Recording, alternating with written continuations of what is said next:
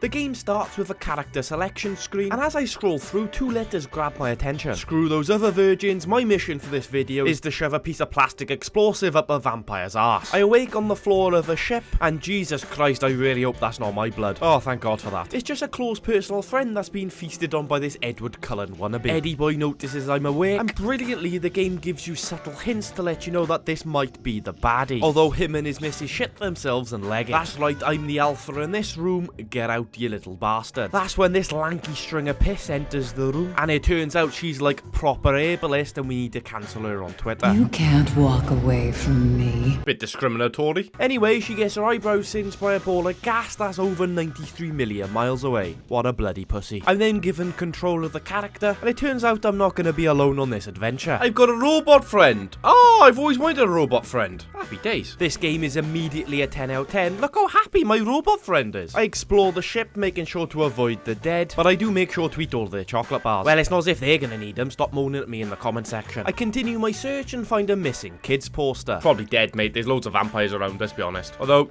that looks like a child. Could that be a kid? Excuse me.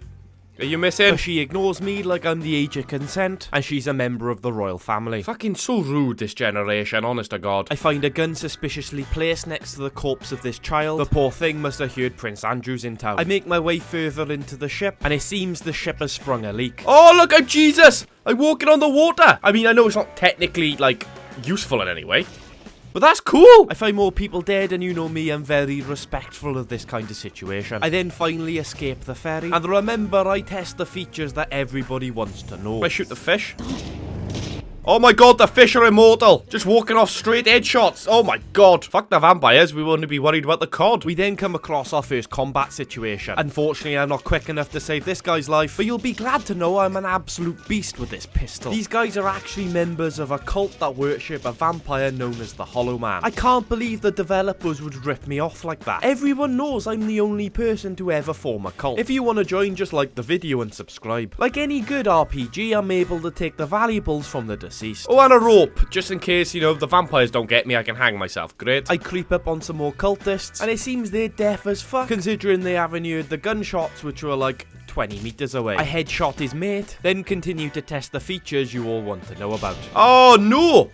My robot can take friendly fire. I make it to shore and it seems somebody set off a flare. So I head in that direction, eliminating anyone I come across. But I just can't help but stop and test the game mechanics. Does this game have fire damage? Yes it does, yes it does, yes it does. Oh shit, okay, right. Remember, I do these things so you don't have to. For take 2, it seems all the cultists have gone into hiding. And to be fair, you can't blame them. I'd also be absolutely terrified of a man who just sets himself on fire randomly. So instead, I just loot everything from the surrounding area. Birth control pills, oh that's good, I don't want to get pregnant. I make my way inside the fire station, which ironically would have been really handy like 20 seconds ago. I hear a strange knocking coming from upstairs, so decide to investigate. It turns out it's 2 more dodgy cultists trying to kidnap/murder some survivors. But do they thank me for saving their asses? No, of course they bloody don't. They want me to go to the basement to kill a vampire, but they haven't even provided a vampire killing weapon. And one of those survivors is a bloody priest. The least you could do is bless me a bottle of Evian, you bitch. Luckily, I find a shotty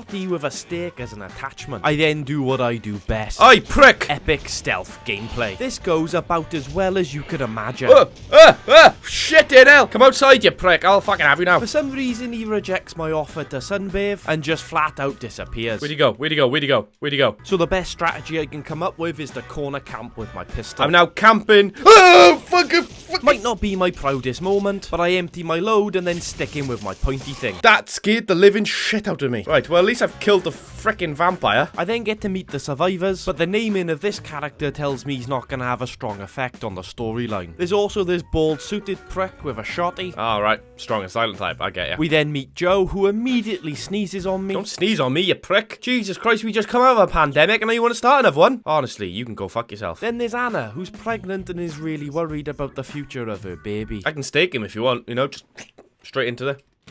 Nope. Okay, that's fine. I understand you don't want me to kill your baby. Society's gone mad. Then there's Eva, the priest I mentioned earlier, and she's absolutely gagging for a pint. Yeah, me too. Hey, hang on though.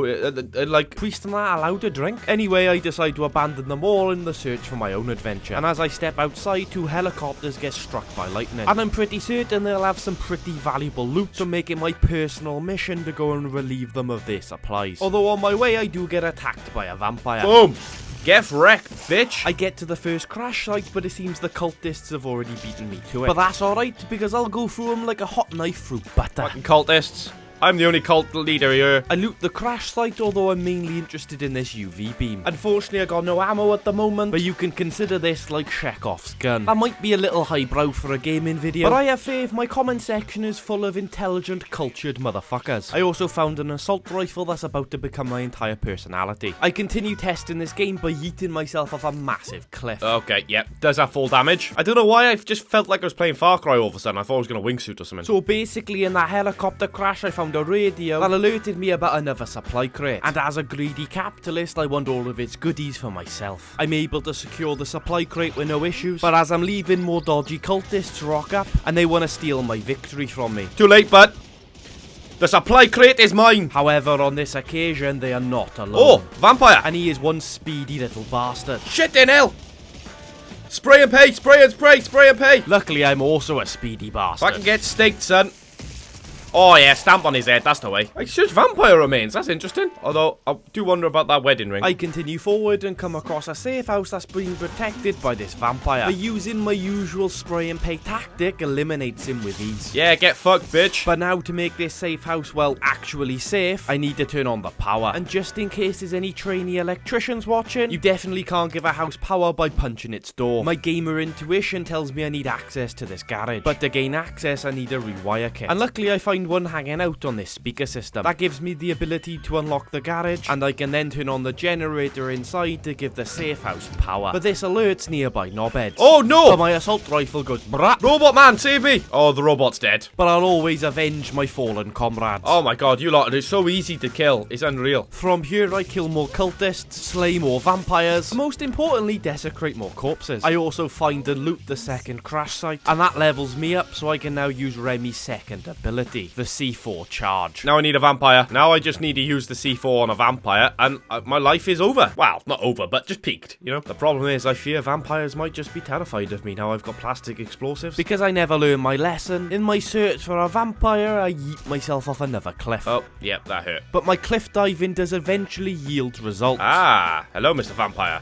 Would you like to duel? Unfortunately, I've attracted the attention of 2 vampires, and unfortunately, I missed my throw. Oh, skill not ready! Oh no, I misused it! This could go badly! I swapped my assault rifle for my shotgun, which is actually a much more efficient vampire killing machine. While I stake this prick, his mate has turned on my robot. Hey, leave my vampire alone, you prick! I get a good shot on the C4, but the damage is mediocre. Who'd have guessed a sharpened tree branch would do more damage than military-grade plastic explosive? I then get word of another supply drop. Jesus Christ, I'm gonna rename this game as Looting Simulator. But this time I'm not up against cultists. I gotta fight against proper, well-trained soldiers and that. I do eventually take them all down, but I nearly died like 45 times during this process. You can mainly thank my use of assault rifle and C4 combination. Bullet sponging bastards. Once the area's been captured, I'm allowed to fire some laser into the sky. Do they think this is the 3rd act of a Marvel film? That laser calls the supply drop and I'm able to ambush them. And this is where my C4 becomes incredibly useful. Wow. Oh my god, I set myself on fire. That was cool. Right, C4's amazing. You've heard it here first. And my shotgun can also cause big boom. Oh shit the hell. Why are those people blowing up when I shoot them? I decided it would be best to use the same tactic for the second crate. Okay, not as well as I thought, but I'm still able to get the job done. With that taken care of, all I have to do now is kill the underboss to make the neighborhood safe. But for some stupid reason, in order to activate this mission, you have to travel to the safe house first. And given how it's now currently daytime, you can probably figure out how long it took me to work that out. Destroy the shade tree killer. I can destroy the shade tree killer. It also takes me ages to work out how to gain access to this building. The shade tree killer wanna come out and play? But thanks to my gamer intuition, and definitely not a Google search, I figure out you gotta use this log to climb up onto this balcony. But once inside, things can get quite tense. Every door opening could be a jump scare. Every cupboard could have something lurking. Every shower could have a naughty stepdad just waiting to take advantage. I'm just fucking with the guy now. Yes, nothing fucks with a vampire harder than messing with a dude's water bill. kill. I searched the entire ground floor, being incredibly careful of my angles, but the shade tree killer's nowhere to be seen. Obviously he's in the freaking basement, isn't he? I decide to go with the C4 tactic, but it's fair to say the results are disappointing. Okay, didn't seem to do a lot that, so I move on in, but there's nothing to be found. Only a mysterious door. And when I walk in, it seems the silly bastard's been painting, but he hasn't put down a plastic sheet or anything and spilt it all over the floor. What a bloody amateur. He spawns in the other room, and this is my opportunity to shove a C4 up him. I throw and it sticks, but it takes off such a minuscule amount of health, it's barely worth mentioning. He tries to telekinetically pull the blood out of my body, but I have a bigger trick than that up my sleeve. Yeah! What do you think of that then, son? He's the biggest bullet sponger I've ever encountered, and he keeps trying to suck my blood out of my bloody body, man. And he's not even using his teeth. This vampire is fucking terrible. But thanks to my shotgun, and more importantly, the piece of wood attached to the end of it, we destroyed the shade tree killer, and the neighborhood is saved.